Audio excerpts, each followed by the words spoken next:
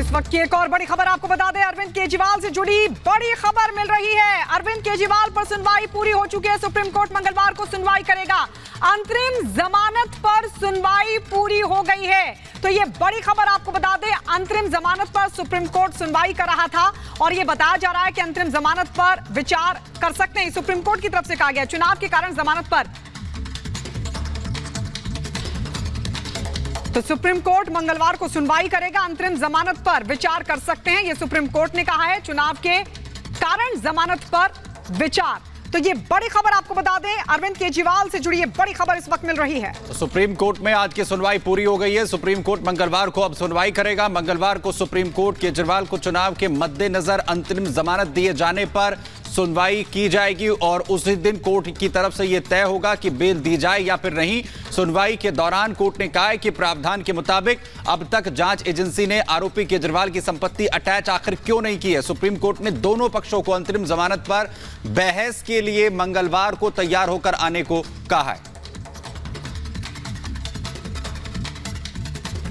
तो supreme court ने दोनों पक्षों को अंतरिम जमानत पर बहस के लिए मंगलवार को तैयार होकर आने के लिए कहा है। हम जमानत देंगे या नहीं, इस पर कुछ नहीं कह रहे हैं। अगर जमानत मिलती है तो शर्तें क्या हो सकती हैं, इसको लेकर भी सभी पक्षों को जवाब देना है।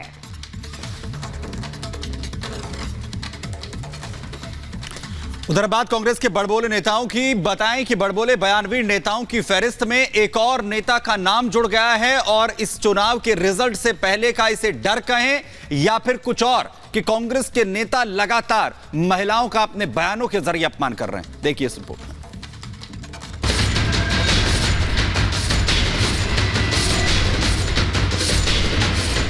देखो ऐसा है, अब इमरती जी का रस खत्म हो गया, जो अंदर चाशनी होती है, अब उनके लिए मैं कुछ बात नहीं कर।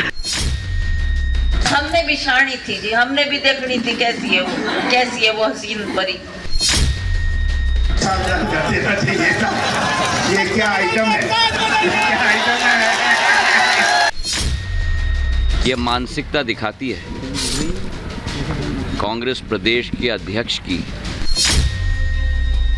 आइटम हसीन परी, चाशनी, मंडी में भाव और भी ऐसे कई शब्द हैं जो कांग्रेस की डिक्शनरी में हैं, जो कांग्रेस के नेताओं ने खुद बनाए हैं, जिनका इस्तेमाल कांग्रेस के नेता ढूंढ कर करते हैं। ऐसे कांग्रेस नेताओं का बड़बोलापन कहें या फिर महिलाओं के अपमान करने का फैशन, जो कभी दिल्ली से होता है तो कभी हिमाचल से होता है तो कभी मध्य प्रदेश से। कांग्रेस की इस अपमान वाली डिक्शनरी में नया शब्द और नया नाम जुड़ा, जीतू पटवारी का। कद से तो जीतू पटवारी मध्य प्रदेश कांग्रेस के अध्यक्ष हैं। जीतू पटवारी को अपनी भाषण देने वाली छवि के कारण कांग्रेस ने मध्य प्रदेश का जिम्मा दिया, लेकिन यही अब कांग्रेस पर ही भारी पड़ रहे हैं। कांग्रेस के नेता महिलाओं के प्रति कैसी सोच रखते हैं, उसे जानने के लिए जीतू पटवारी का ये बयान सुनिए। आपको कांग्रेस की चाल चरित्र और चेहरे की असलियत पता चल जाएगी। देखो ऐसा है, अब इमरती जी का रस खत्म हो गया, जो अंदर चाशनी होती है, अब उनके लिए मैं कुछ बात नहीं कर।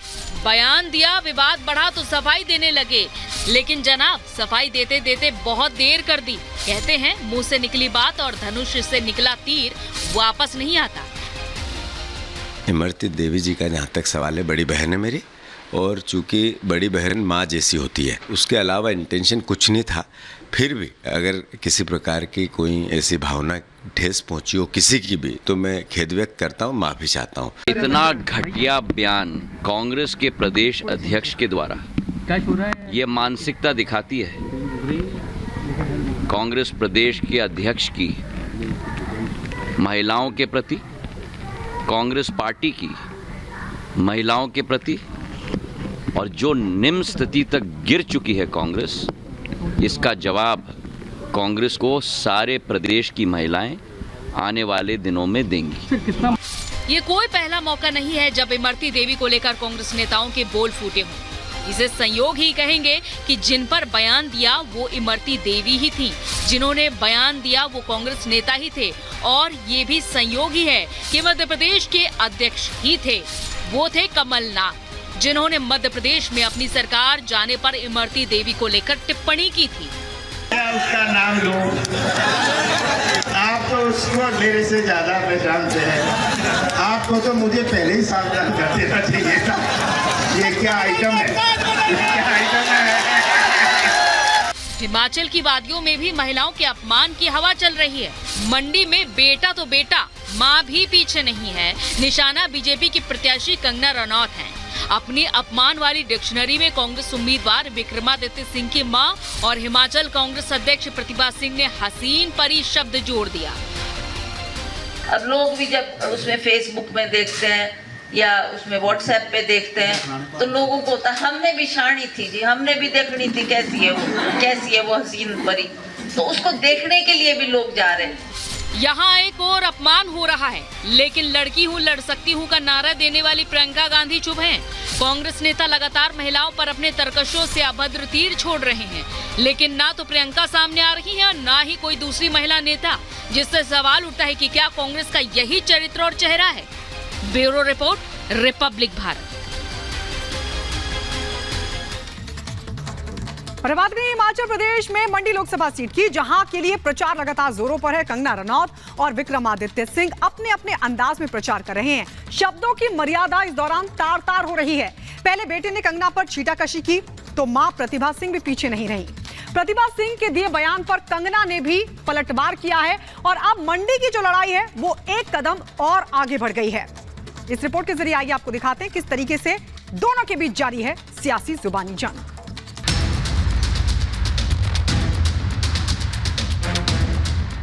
मैं उनको फिर से ओपन चैलेंज कर रहा हूँ, ओपन डिबेट मेरे साथ करें। हमने भी देखनी थी कैसी है वो हसीन परी।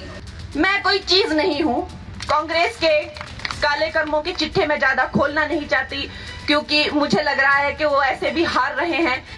हिमाचल प्रदेश का चुनावी रण आखिरी चरण में है, लेकिन मंडी सीट पर हर किसी की नजर है और यही वजह है कि वहां जुबानी तरकश के बयानों से ऐसे तीर निकल रहे हैं जो सीधा निशाने पर लग रहे हैं।